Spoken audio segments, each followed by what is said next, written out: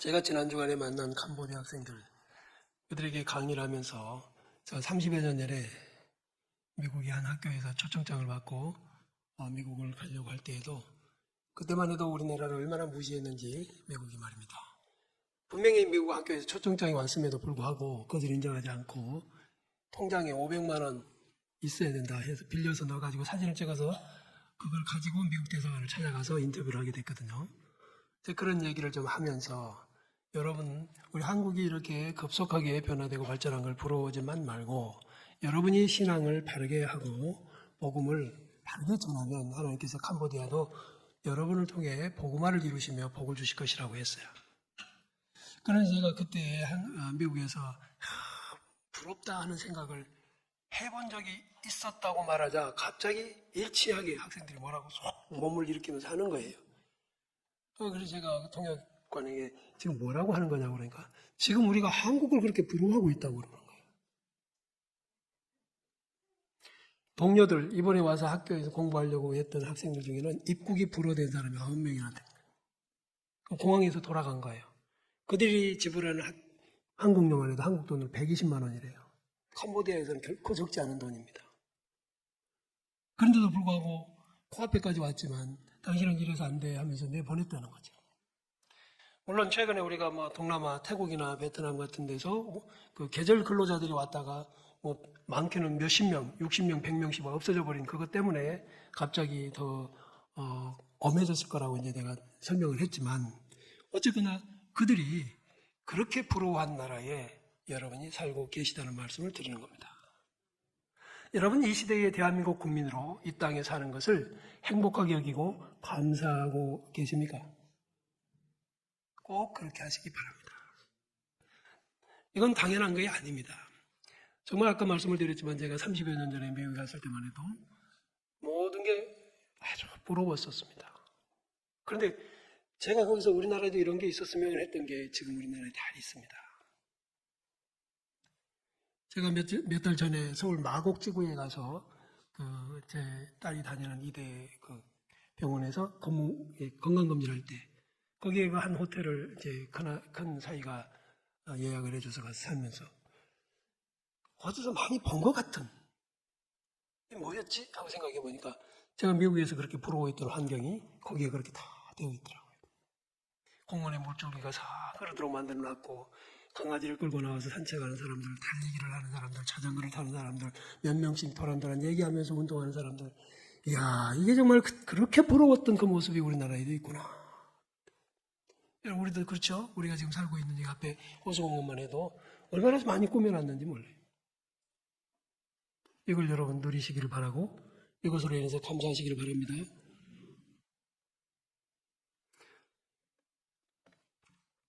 어쩌면 이렇게 행복과 감사를 잊고 사는 사람들이 대한민국 땅에 살면서 별것 아니고 당연하게 여기고 그런 사람들이 많은 것처럼 하나님 나라 백성들에게도 흔하게 나타나는 현상이 있나 싶습니다. 자신이 받은 구원의 은혜를 그 가치를 당연한 것으로 여기거나 혹은 무감각하게 여기는 교인들이 많은 것을 제가 보게 됩니다. 추수감사절 예배에 참석하신 여러분 중에서 이 시간에 지금의 나, 곧 현재의 여러분을 만족하고 계시는가? 한번 돌아보십시오. 만족한다는 것은 아쉬움이 없다는 것입니다. 그런데 지금의 나로 아쉬움 없이 만족할 수 있는가? 아니면 뭔가 아쉽고 부족하고 뭔가 마음이 허전한가? 도대체 그게 뭔가? 그럼 그게 하나님을 추구하는 것인가? 아니면 세속적인 어떤 것에 가치 기준을 두고 그것이 채워지지 않음으로 인한 갈등인가? 오늘 여기 본문은 우리 죄의 값을 대신해서 십자가에서 죽으셨다가 말씀하신 대로 사흘 만에 다시 살아나신 주님의 부활을 목격한 바울 사도의 고백입니다.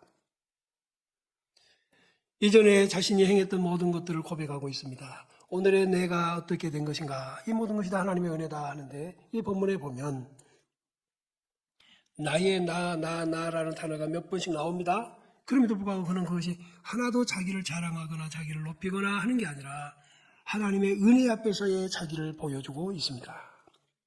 실수와 허물, 죄에 대한 하나님의 용서와 오래 참음으로 기다려주신 은혜, 그것이 오늘의 나를 만들었다라고 바울 사도는 깨닫고 고백하고 있습니다. 때로는 생각하거나 떠올리기조차 부끄러웠던 과거를 용서하시고 잘 아시는 하나님께서 그것을 간과해 주신 그 은혜 앞에 정말 감사하고 또 감사하고 있습니다. 여러분, 우리가 추수감사절을 해년마다 맞이하고 있습니다. 제가 이제 우리 무선중앙교회에서 추수감사절을 몇 번을 했을까 돌아봤습니다. 1년에 맥주와 추수 2개의 감사절. 이것은 주제가 뻔합니다. 감사 말고 다른 걸 할 수가 없습니다. 이 설교를 나는 몇 번을 했을까? 우리 교우들은 몇 번을 들었으며 그러면 우리들은 또 어떻게 감사함으로 밝아졌을까 하는 것들입니다. 그래서 제가 여러분께 한번 이렇게 여쭤보고 싶어요. 행복하면 감사할까요? 감사하면 행복할까요? 행복하면 감사할까요? 감사하면 행복할까요? 미국의 17개 지방 일간지 신문사 사주가 되어 있는 1951년에 돌아가신 분이긴 합니다만 언론 재벌 윌리엄 랜돌프 허스트라고 하는 분, 그분의 일화를 제가 인터넷에서 좀 찾아보았습니다. 그는 과연 재벌답게 넉넉한 생활을 했는데 그분의 취미는 특이하게도 골동품을 수집하고 귀중한 세계적인 미술품, 이것을 수집하는 것이다. 그걸 자랑으로 여기고 그걸 쳐다보는 것이 즐거움이었고 생의 목적인 것처럼 살았다고 합니다. 그래서 그 일에만 안테나를 높이고 있다가 진귀한 미술품이 또는 예술품이 어디 있다 그러면 세계 어디라도 쫓아갔다는 거예요. 그 일화 중에 이런 게 있습니다. 어느 잡지에서 그림까지 곁들여서 소개한 유럽 왕가에서 사용했던 도자기 하나를 보게 된 것입니다. 야, 이걸 내가 구해야 되겠다. 이것도 내 거 삼아야지 싶어서 유럽을 여러 번 왕래를 했지만 종적을 할 수가 없었습니다. 그럼 포기해야 되잖아요. 근데 이분은 탐정을 고용을 했습니다. 그래가지고 찾아라. 과연 누가 샀는지 그 모든 비용을 다 대주면서 탐정에게 찾아오라고 그랬다. 1년 가까이 탐정이 고생을 하고 수고하다가 돌아왔어요. 어떻게 됐느냐? 근데 노려보고 째려보고 환를 내고 수소문 끝에 그것을 사간 사람을 찾았다. 누구냐? 바로 당신. 내가 지금까지 그것의 기록을 추정을 했는데 마지막으로 사간 사람이 미국 사람이었으면 미국 사람이 바로 당신이었다는 거예요. 아, 그래. 가서 골동품 창고를 여러 번 찾아봤더니 그야말로 먼지를 뒤집어 쓴 채 거기 있더라는 것입니다. 여러분 어떤 생각이 드십니까? 세상에 하나밖에 없고 그렇게 부럽고 그렇게 귀하고 사람들이 그것에 대해서 어디 있는지 관심이 그렇게 많은 그걸 누가 자신이 어디다 내가 가지고 있는 것 이미 나의 것인데 소중한 가치를 모르는 그 어리석음을 이 사람에게서 우리는 배우게 됩니다. 은혜는 은혜로 알 때만 은혜입니다. 은혜가 당연하면 은혜가 아닙니다. 은혜가 은혜인 것을 알아야 할 텐데 여기 8절, 9절, 10절에서 바울 사도는 은혜를 알고 있습니다. 어떤 사람이 감사하느냐? 자기 자신을 아는 사람. 먼저 자기 자신을 알아야. 그런데 자기 자신을 아는 사람이 적습니다. 사탄은 대중문화를 사로잡고 우리를 속이고 있습니다. 하나님으로부터 떠나 있게 만들고 우리의 정신이 엉뚱한 것에 다 집중되게 만들어 버렸습니다. 자기를 아는 사람이 적는 것은 마찬가지로 은혜를 아는 사람이 적다는 뜻입니다. 자신을 알지 못하고 마냥 자신의 한계를 모르고 마냥 날뛰다가 거기서 멸망의 길을 가게 만드는 사탄 앞에서 우리 문화는 계속해서 꽃을 피워가고 있습니다. 교우 여러분, 진정 우리를 비추는 거울이 딱 하나인 것을 기억해야 됩니다. 우리의 진실된 모습을 비추는 거울은 세상에 딱 하나, 성경, 하나님의 말씀입니다. 그 말씀 앞에 서보지 못하니까, 그 은혜 앞에 서보지 못하니까 자신을 모르는 것입니다. 우리가 이 본문 속에서 지금의 나의 나된 모습이 얼마나 감사한지를 배우도록 하겠습니다. 자, 먼저 8절 보겠습니다. 8절. 시작. 맨 나중에 만삭되지 못하여 난 자 같은 내게도 보이셨느니라. 여기 만삭되지 못했다는 말은 제 때가 아닌데 태어났다는 거예요. 그죠? 그러니까 지금 이 가을철에 놓고 보면 딸 때가 안 됐는데 딴 떫은 감 같은 것입니다. 떫은 감. 아직 익지 않았는데 따낸 밤, 덜 익은 밥 같다. 이건 한마디로 말해서 부족하다는 것이죠. 함량 미달이라는 것입니다. 여러분은 자신이 100%라고 믿습니까? 만삭되지 못하여 난 자 같다고 알고 있습니까? 세상에 사람의 기준으로 치자면 부족할 게 없던 바울 사도가 하나님의 말씀의 거울 앞에 서볼 때 자신은 만삭되지 못하여 난 자 같다라고 고백을 합니다. 그걸 부끄럽게 감추지 않습니다. 나는 7푼이요 8푼입니다라고 하지 않습니다. 그걸 그는 외쳐대는 것입니다. 왜? 누구 앞에서? 하나님 앞에서. 하나님 앞에 서보면 만족한 사람이, 완전한 사람이 어디 있겠느냐 하는 거예요.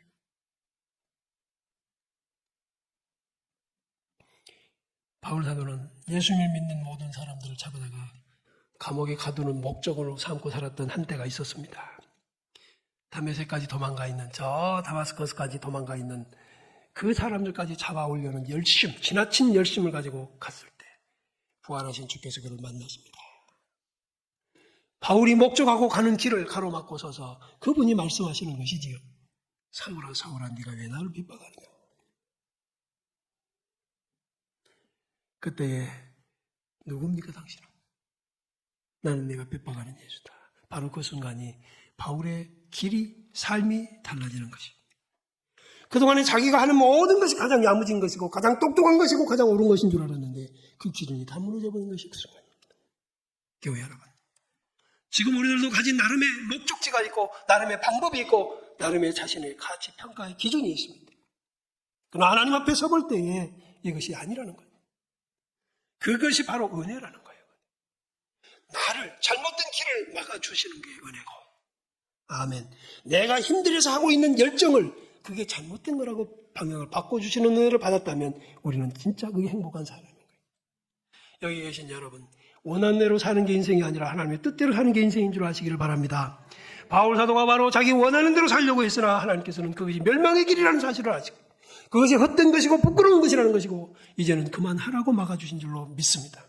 여러분도 이 자리에 계신 것이 그만하라고 막아주셔서 여기에 있다고 믿으시고 더더군다나 감사해야 합니다. 우리가 부족한 중에 써주시는 것을 감사하면서 사울을 바울로 이름까지 바꾸시고 주의 제자로 부르셔서 네가 만삭되지 못해서 부족한 걸 내가 알지만 네가 하고 있는 것이 다 똑똑한 게 아니라 네가 하는 게 정말 하찮은 것이지만 내가 너를 버리지 않고 써주겠다. 바울은 그 밝은 빛을 보았을 때에 하나님 앞에서 엎드려집니다. 교회 여러분, 어두움에 쌓여서 아무것도 발견할 수 없는 것이죠. 제가 오늘 머물러 생각하는 자리에 글을 썼습니다. 이번에 이제 거기 공항에 도착했을 때 이미 어두운 시간이었습니다. 정말 서둘러서 조금이라도 더 밝을 때 가려고 했지만 결국은 어두워졌고 그 한라산 가로등도 없는 그 어두움 침침한 꼬불꼬불한 길을 가게 됐습니다. 얼마나 긴장이 되는지 상상을 초월하는 커브길들이 많고 아무것도 볼 수가 없었고 아무것도 없는 것 같았습니다. 그런데 말입니다. 강의 마치고 돌아올 때는 그 길을 되돌아오는데 대낮에 그 숲터널이라고 하는 곳이 얼마나 멋있는지 올해 단풍 구경은 끝, 완성. 하나님 감사합니다를 연발하면서 길가에 세우고 사진 한 장이나 찍으려고 하는데 그 교재봉들을 얼마나 촘촘히 박아놨는지 그저 차 지나가는 것 말고는 없습니다. 거기서 제가 배운 게 하나 마음에 새겨진 게 빛과 어둠의 차이가 이런 것이구나. 엊그제 이 길을 갔을 텐데 그때는 아무것도 없고 교회 여러분, 하나님께서 우리를 어두움에서 빛으로 끌어내주신 것을 감사합니다. 그 빛 때문에 우리가 우리를 알게 되고 그 빛 때문에 하나님을 알게 되고 그 빛 때문에는 천국을 보고 살아가는 것입니다. 올 한 해에 추수감사절이 지나고 나면 이제 한 달여 남습니다. 여기까지 지나온 게 주의 은혜라고 여러분 깨달으시고 어찌 한 해로만 감사를 그치겠습니까? 지금까지의 나이가 여기에 있는 이 시점까지 하나님의 이끄심과 보호하심 속에 있었음을 감사합시다. 두 번째 9절입니다. 또 9절 읽겠습니다. 나는 사도 중에 가장 작은 자라. 나는 하나님의 교회를 박해하였으므로 사도라 칭함받기를 감당하지 못할자니라. 아멘. 사도, 사명을 가지고 보내심을 받은 자라는 넓은 뜻을 가졌습니다. 그런데 그를 사도로 불러주신 것이지요. 그리고는 그를 써주신 것입니다. 자, 여러분, 우리가 말입니다. 어느 곳에 입사 지원서를 넣으면 반드시 거기에 포함되는, 절대 빠지지 않는 한 가지가 있는데 그게 이력서입니다. 학력, 경력, 자격증 다 나오죠? 다 있어요. 거기에서 이미 일차적으로 걸러져 버리는 것이에요. 하나님 앞에 내민 바울 사도의 이력은 무자격입니다. 그는 하나님의 기준에 도달할 수 없는, 그런데 그가 사도로 부르심을 받고 사도로 세움을 입은 것은 은혜가 분명합니다. 자, 그렇다면 우리가 과연 하나님 앞에 내놓는 이력서는 무슨 자격이 있을까요? 하나님이 눈여겨볼 만한 어떤 것이 있는 것인가? 천하의 바울 사도도 그러는데. 그러므로 여러분, 교회에서 받은 직분이 크다 작다 하지 마시고 그 직분이 어떤 것인지 하나님이 주신 것인지로 먼저 믿으시고 나를 써주셨다는 사실 앞에 감사하고 행복해 하시기를 축복합니다. 부활하신 주님이 그에게 나타나서 내가 너를 안다. 너 지금 하고 있는 건 나를 핍박하는 거야. 너 나를 박해하는 거야. 하지 마라. 네가 할 일은 이거야. 라고 말씀하시면서 맡겨주신 게 예수 그리스도가 십자가에서 죽으신 이유와 그것으로 인한 혜택을 입어야 할 사람들에게 가서 입을 열어 복음을 전하는 것. 그 일을 못하게 하려고 그는 강의 위험부터 시작해서 강도의 위험, 동족의 위험, 이방인의 위험들, 얼마나 많은 위험들을 만납니까? 많은 하나님이 그와 동행하시고 그의 보호막이 되어주신 줄로 믿으시기 바랍니다. 사명자는 죽지 않습니다. 하나님이 일을 맡겨주신 자는 그 일을 마칠 때까지 하나님이 능력을 공급하시고 지혜를 주시고 만날 자와 피할 자를 구별해서 은혜를 주신 줄로 또한 믿습니다. 바울 사도의 삶이 바로 그런 것이었어요. 바울의 부족함인 우리의 부족함인 것을 하나님은 깨닫기를 바라고 계실 것입니다. 사도행전 26장 18절에 보면 16절로 18절에 내가 네게 나타난 것은 곧 내가 나를 본 일과 장차 내가 네게 나타날 일에 너로 종과 증인을 삼으려 합니다. 모든 구원받은 백성들은 하나님의 종이 되고 증인이 되는 것입니다. 여기 종이라는 말의 의미가 다소 부정적이고 불쾌한 표현인 것 같지만 여러분 진짜 종, 누가 누구의 종이냐, 나의 주인이 누구냐, 이것은 자존심의 문제입니다. 같은 사람도요, 같은 비서라도요, 조그만 회사의 비서와 청와대 비서는 다르잖아요. 북한의 김정은이는 총비서라고도 합니다. 누구의 총인지는 모르겠지만 같은 비서라는 단어가 그래도 남 밑에 있다는 뜻을 가리키는 것이어서 그것을 숨기고 싶지 않고 그런데도 불구하고 그 비서도 격이 다르더라고요. 마찬가지로 종도 격이 다릅니다. 우리를 종으로 삼으신 그리스도 예수는 우리의 주인입니다. 그런데 그분은 우리를 종 삼으려고 십자가에서 죽으신 분이세요. 종은 불쾌한 게 아니에요. 인정받았습니다. 하나님은 아무에게나 종이라고 하신 적이 없습니다. 구약 성경에서도 보니까 하나님의 종이라고 쓰임받은 사람 몇 사람 안 됩니다. 저 여러분을 그리스도의 보혈로 씻으시고 건져주시고 구원하신 목적, 너를 종으로 증인으로 세운다. 아멘. 그러므로 우리는 우리의 생활 자체가 내 뜻을 펼쳐가는 일을 위한 것이 아니라 주의 뜻을 펼치는 종의 위치에서 기도하고 종의 위치에서 미래를 내다보는 자가 되어야 될 줄로 믿습니다. 요하나가 뭘 삼으려고 했다고요? 증인입니다. 증인. 여러분 받은 은혜가 많으시기를 바라요. 은혜를 많이 받아야 간증을 합니다. 은혜를 많이 받는 방법, 기왕에 주 예수 그리스도를 믿고 종으로 살 때 종답게 살면 은혜를 받습니다. 할렐루야. 종의 위치를 지키려고 하면 은혜를 받습니다.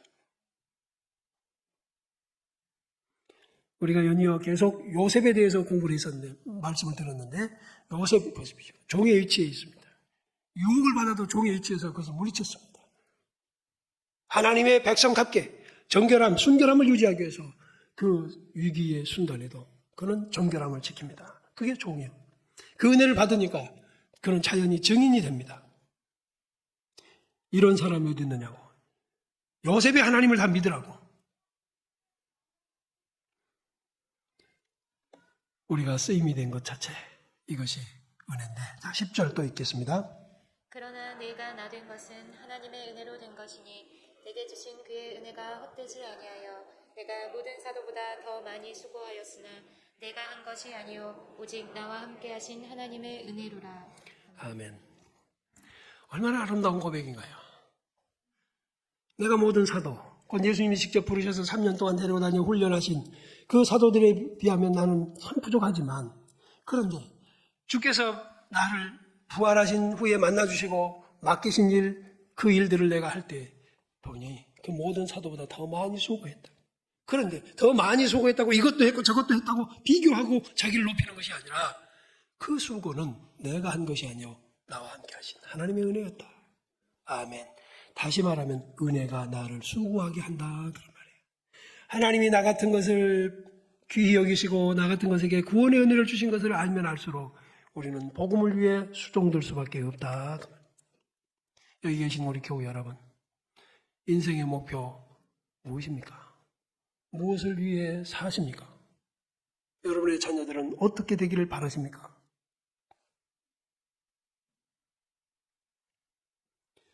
훗날 내가 나 된 것은 하나님의 은혜다. 지금까지 살아왔던 거 보니 하나님의 은혜다.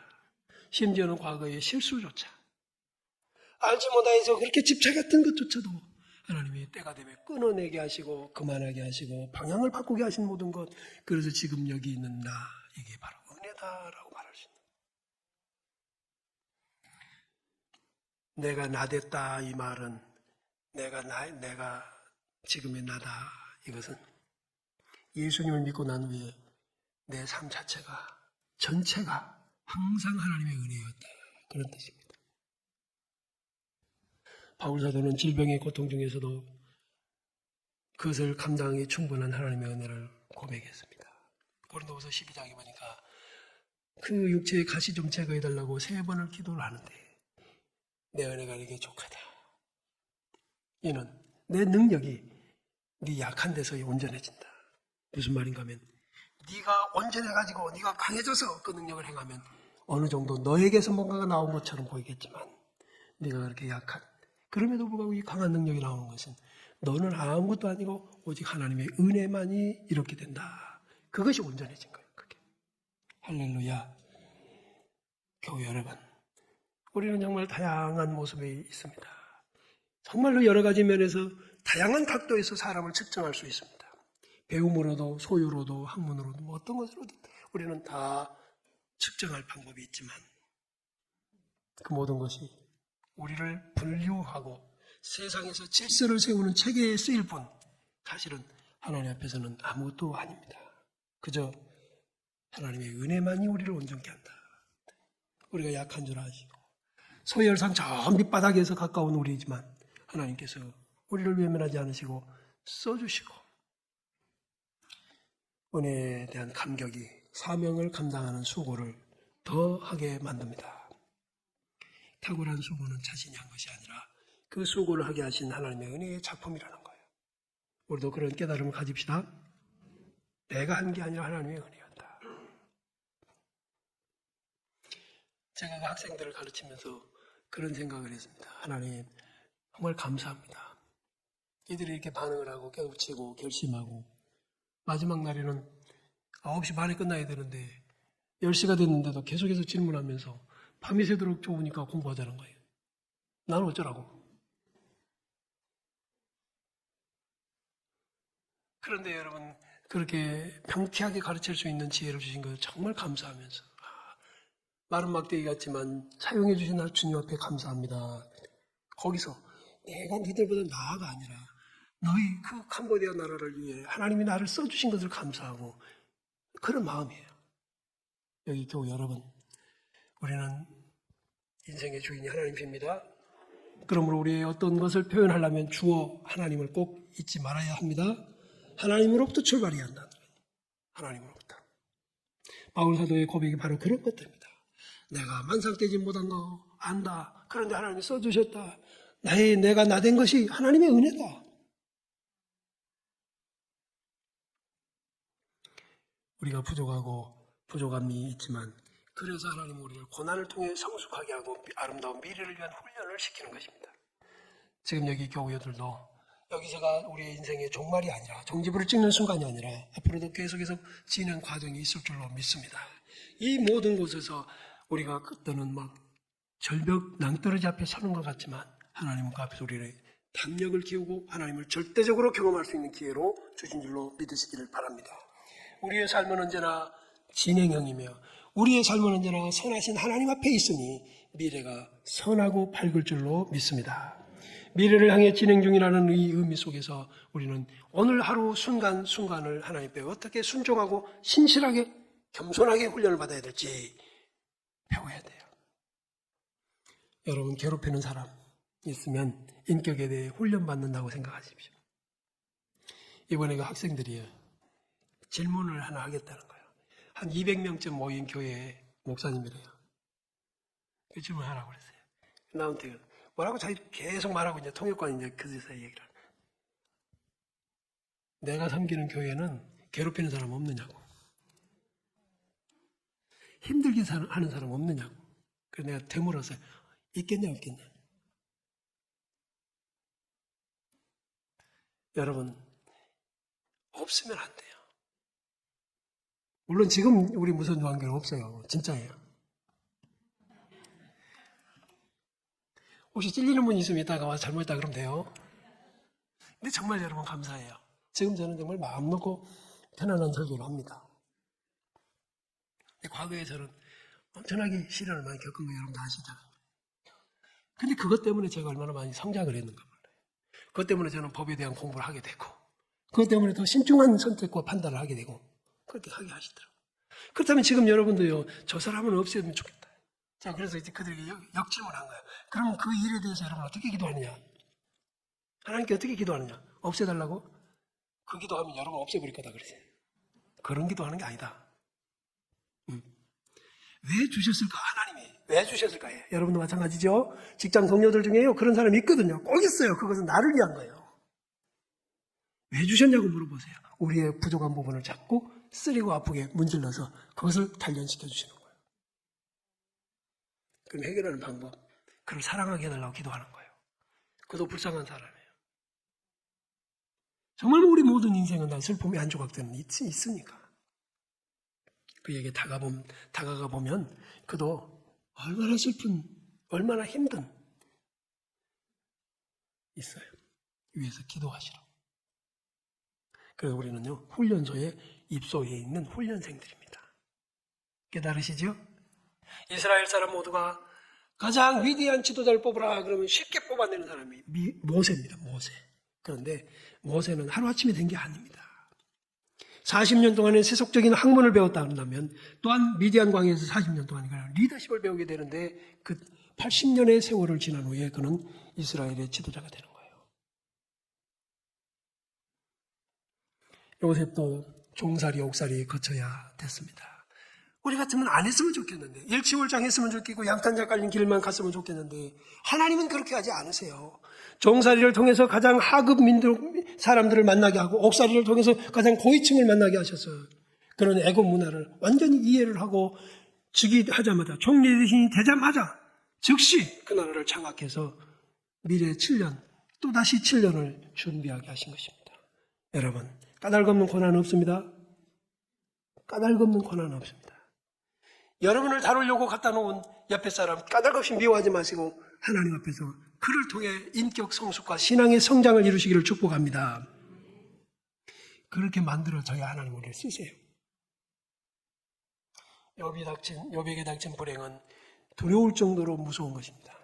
그런데 그는 그것을 원망하는 투가 아니라 하나님 나를 연단하신다고 보셨어요.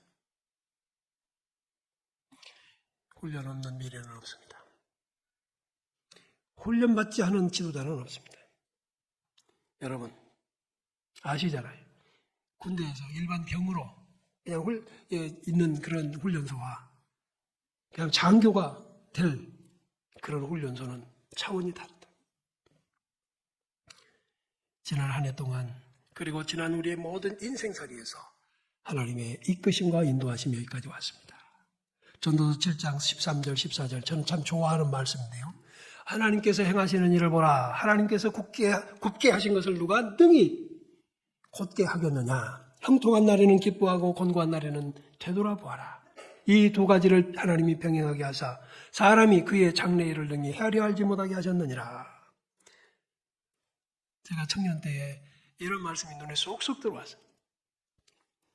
여러분, 희, 노, 에, 락 두 가지가 다 이게 반대 되는 거예요. 희, 노가 그렇고 에, 락이 그렇죠. 근데 저는 이것을 이렇게 비유할 수 있어요. 새끼줄을 꼴 때에 두 개를 꽂거든요. 요즘에 그거 있지도 않겠지만 제가 청년 때는 지푸라기 두 갈래를 해가지고 이렇게 꽂아요. 근데 그거 잘 꽂아져서 이제 새끼줄이 되잖아요. 저 새끼라고 안 했습니다. 그런데 그 새끼줄이 한쪽은 기쁨, 한쪽은 슬픔. 그렇죠? 인생살이는요, 슬픔만 있는 것도 아니고 기쁨만 있는 것도 아니에요. 그러므로 지금 여기 계신 여러분, 인생에 맞바람이 있으면 뒷바람도 기대하시기 바라고요. 지금 뒷바람마저 술술 풀리는 분이 있다면 더욱 경성하고 감사하고 조심해서 하나님의 은혜를 간직하시기를 바랍니다. 마무리하면서 한 가지 이야기를 전해드리겠습니다. 다 이제 귀를 쫑긋하고 들으시면 됩니다. 춘원 이광수, 그분이 여러 가지 농촌 계명소설도 많이 쓰셨는데 사랑이라고 하는 책이 있어요. 그게 주인공으로 나온 안빈 박사가 있습니다. 그 안빈 박사의 모델이 바로 장기려 박사입니다. 6.25 때에 피난 내려오시면서 부인과 헤어져서 다시 재혼을 그렇게 옆에서 해도 안 합니다. 한 번은 친구가 불러서 사무실에 갔는데 어찌나 간곡하게 재혼을 권유하는지 그냥 이제 잘 뿌리치고 그 사무실 나오다가 2층 계단에서 발을 헛디뎌서 넘어지면서 아킬레스건 한쪽이 끊어진 거예요. 그래서 병원에 입원했습니다. 그때 그 병상에서 그가 3가지 감사를 느꼈다고 책에 있습니다. 첫째, 하나님의 도우심으로 자신을 이겨낸 것처럼 마치 자기가 선하여 된 것처럼 생각했던 불경죄를 깨닫게 해주셨다.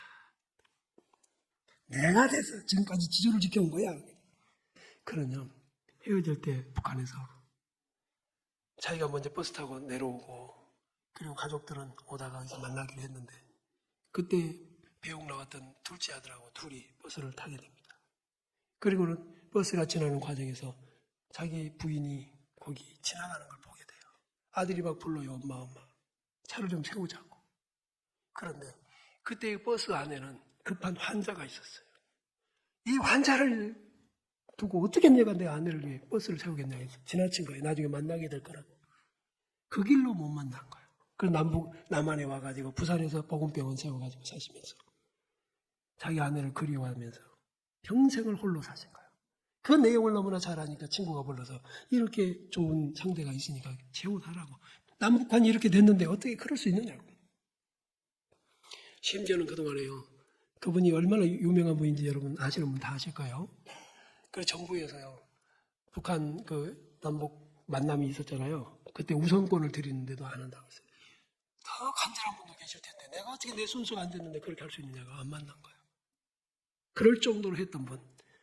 그러다가 이제 병상에서 첫 번째 이렇게 살아온 것이 나 때문에 그런다. 하나님의 은혜라고 생각 안 했더니 이거 불경죄라고 생각한 거예요. 그래서 감사하고. 두 번째, 그동안 만나보지 못했던 많은 친지와 제자들이 문병 오잖아요. 그래서 만나게 된 거 감사하고. 세 번째, 바빠서 읽지 못했던 책들을 병상에서 조용히 읽을 수 있으면 감사했대.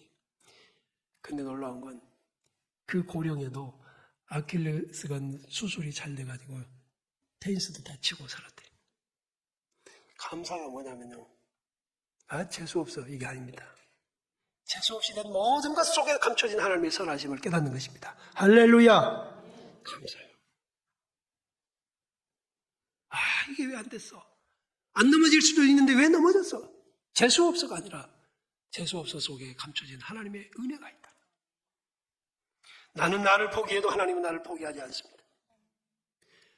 생명의 책이라고 하는 성경책에는 정조를 지킨 동정녀 마리아만 있는 게 아니라 정조를 잃어버린 막달라 마리아도 있습니다. 무슨 말인가 하면 사람의 어떤 것 때문에 선택받은 게 아니라 하나님의 은혜 때문이라는 것입니다. 예수님을 지키기 위해서 칼을 뽑은 베드로도 소개가 되지만 예수님을 반대하고 죽이겠다고 칼을 뽑은 바울 사도도 거기다가 감추지 않고 소개해 놓습니다. 하나님은 나를 버리는 대신에 하나님의 아들을 일시적으로 십자가에 내두신 것입니다. 마지막 황제라는 영화를 보신 적 있습니까? 중국의 마지막 황제. 아주 어린 나이에 황제가 돼서 호의호식을 누립니다. 그 동생인 폐하. 폐하가 무슨 잘못을 해도 폐하는 벌을 받지 않습니까? 그렇다. 내가 보여줄게. 그래서 궁중 안에 있는 귀중한 항아리를 깨뜨립니다, 일부러. 그리고 나서는 환관 1000명 중에 하나를 지명해서 얘가 내 대신 벌을 받으라. 그가 매를 맞게 만드는 거예요. 왕의 잘못이지만 신하가 잘못에 대한 책임을 지게 만드는 것입니다. 우리 주 예수 그리스도는 우리의 왕이시고 우리의 주인이시지만 우리의 잘못을 대신해서 그분이 채찍을 맞으시고 우리의 죄값으로 죽어야 할 멸망당해야 할 우리를 그분이 대신해서. 그러므로 우리 하나님은 감사의 대상입니다. 절대 감사의 대상입니다. 자신의 삶이라고 자신이 설계하지 말고 믿음의 사람답게 하나님의 설계도를 따라 살도록 기도하고 결심합시다. 오직 하나, 무조건 감사하며 살기를 다짐합시다. 일어나서